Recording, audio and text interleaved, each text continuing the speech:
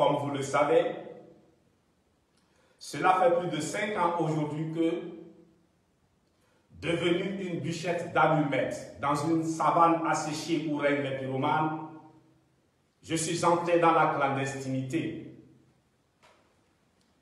Depuis le temps que ma tête est mise à prix par le régime Gnassingbé, contribuant à entretenir la flamme de la lutte de libération de notre pays, le Togo, je me suis constamment adressé à vous à travers des audios lorsque cela était nécessaire pour recadrer, orienter, encourager.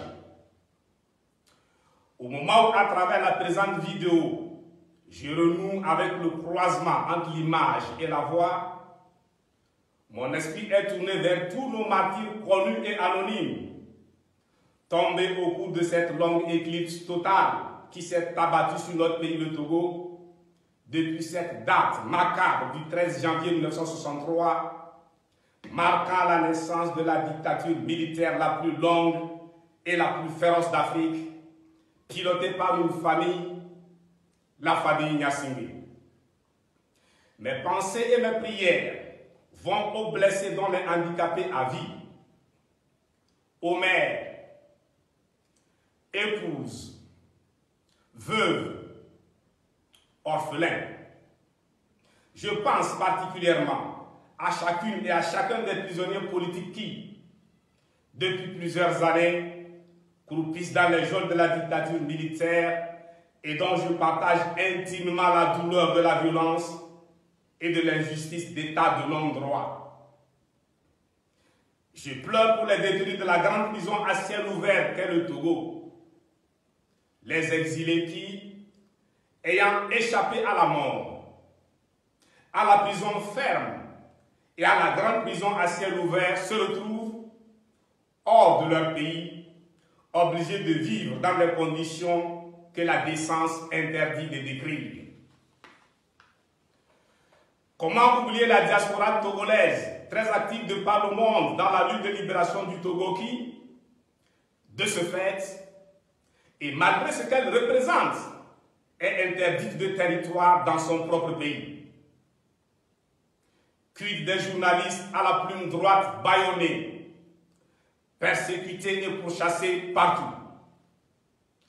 Je ne peux pas ignorer les souffrances et le traumatisme des populations des villes, villages et campagnes investis de nuit ou de très bonne heure par des militaires armés jusqu'aux dents qui, dans une violence inouïe, faite de bastonnades, d'humiliations de toutes sortes, passent systématiquement au peigne fin.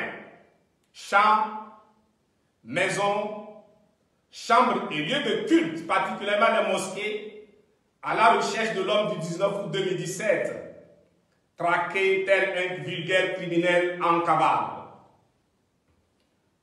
En ce jour, je manque de mots pour exprimer mon admiration pour le courage, la détermination, la ténacité légendaire, ainsi que le sens aigu du sacrifice dont le peuple togolais fait preuve depuis la relance de la lutte de libération du Togo le 19 août 2017. Je n'ai pas de mots adéquats et à la hauteur pour vous exprimer ma profonde gratitude, ma reconnaissance pour le soutien multiforme dont je suis l'objet depuis.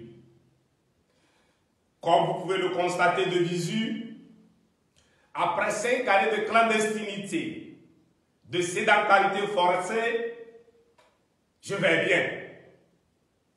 Grâce à vos prières dans les différents lieux de culte, à domicile et à l'occasion des événements majeurs marquant la condition humaine, je vais bien. Espérant de même pour chacune et chacun, je rends grâce à Dieu. Cependant, il ne s'agit pas de moi.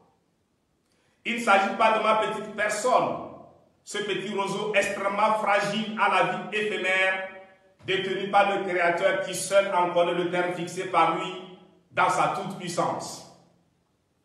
Il ne s'agit pas du tout de Tipi Salfou Achada. Il ne s'agit pas non plus du Parti national panafricain PNP que j'ai l'honneur de présider. Il s'agit de l'Afrique, notre mère Afrique.